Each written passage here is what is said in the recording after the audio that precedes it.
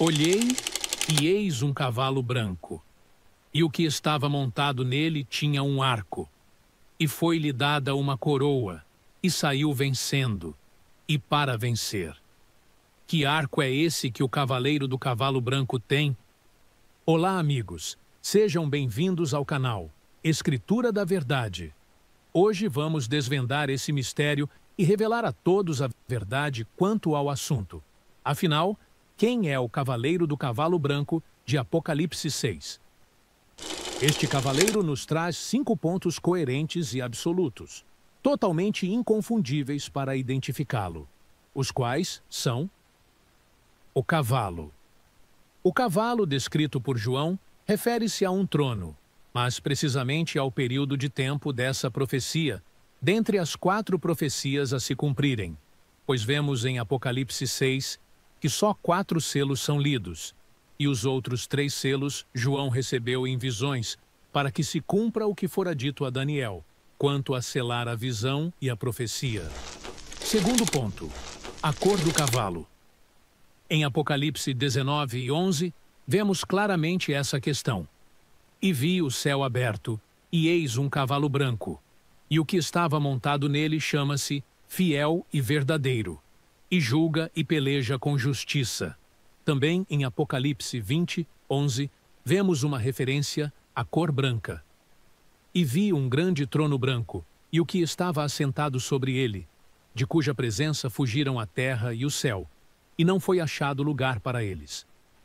A cor branca do cavalo significa a verdade e fidelidade, com que julga o seu cavaleiro, mais exatamente a justiça de Deus. Terceiro ponto, o arco. Vemos que o cavaleiro tem um arco, porém, sem identificação desse arco, o que com certeza identificaria facilmente este cavaleiro. Então, que arco seria este?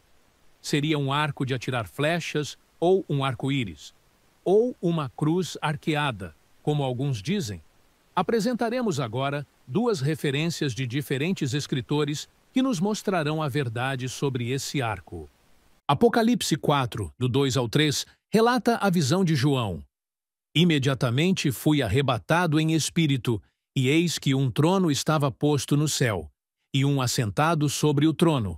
E aquele que estava assentado era, na aparência, semelhante a uma pedra de jaspe e sárdio. E havia ao redor do trono um arco-íris semelhante, na aparência, a esmeralda.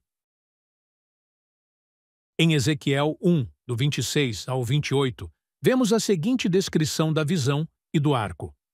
E sobre o firmamento, que estava por cima das suas cabeças, havia uma semelhança de trono, como a aparência de uma safira. E sobre a semelhança do trono, havia como que a semelhança de um homem, no alto, sobre ele. E vi como o brilho de âmbar, como o aspecto do fogo pelo interior dele ao redor, desde a semelhança dos seus lombos, e daí para cima, e desde a semelhança dos seus lombos, e daí para baixo, vi como a semelhança de fogo, e havia um resplendor ao redor dele. Como o aspecto do arco que aparece na nuvem no dia da chuva, assim era o aspecto do resplendor em redor. Este era o aspecto da semelhança da glória do Senhor.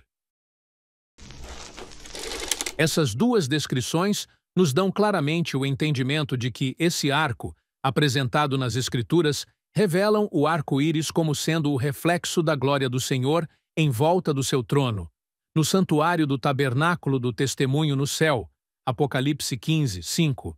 E se comparando com outras escrituras, descobriremos ainda o 4º aspecto inerente relacionado a esse cavaleiro. Quarto ponto, a coroa. A coroa com a qual o cavaleiro do cavalo branco foi coroado foi para que toda a escritura fosse cumprida, pois o cordeiro que venceu e foi coroado de dignidade, a quem vemos que lhe foram dados os títulos de Leão da tribo de Judá e Raiz de Davi, e esses títulos são referidos nas profecias, títulos das Escrituras da Verdade escritas no livro da vida do Cordeiro desde a fundação do mundo.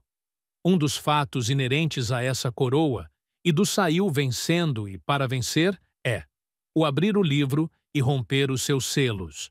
E somente aquele que fosse digno poderia abrir o livro e romper os seus selos. Então a coroa descrita em Apocalipse 6 sempre pertenceu e sempre pertencerá ao único Deus verdadeiro, pois, digno, se assentou no seu trono, e assentou o seu cordeiro à sua destra. Sim, o seu cordeiro. O seu livro que escreveu por dentro e por fora. O livro da vida do cordeiro. Quinto ponto. Saiu vencendo e para vencer. A expressão saiu vencendo e para vencer, quando bem analisada, encontramos até mesmo o cumprimento do quinto selo, do qual ainda comentaremos. E entre outras grandes vitórias, destacamos a principal de todas elas, que foi o vencer para abrir o livro e o romper os seus 7 selos, como citamos na referência acima, e também da qual ele mesmo disse: Eu venci o mundo, pois como ele venceu, senão como o homem que se fez. E mais em João 16:33 destaca-se: Tenho-vos dito estas coisas, para que em mim tenhais paz. No mundo tereis tribulações, mas tende bom ânimo, eu venci o mundo. O para vencer nos indica bem claro que refere-se ao tempo futuro.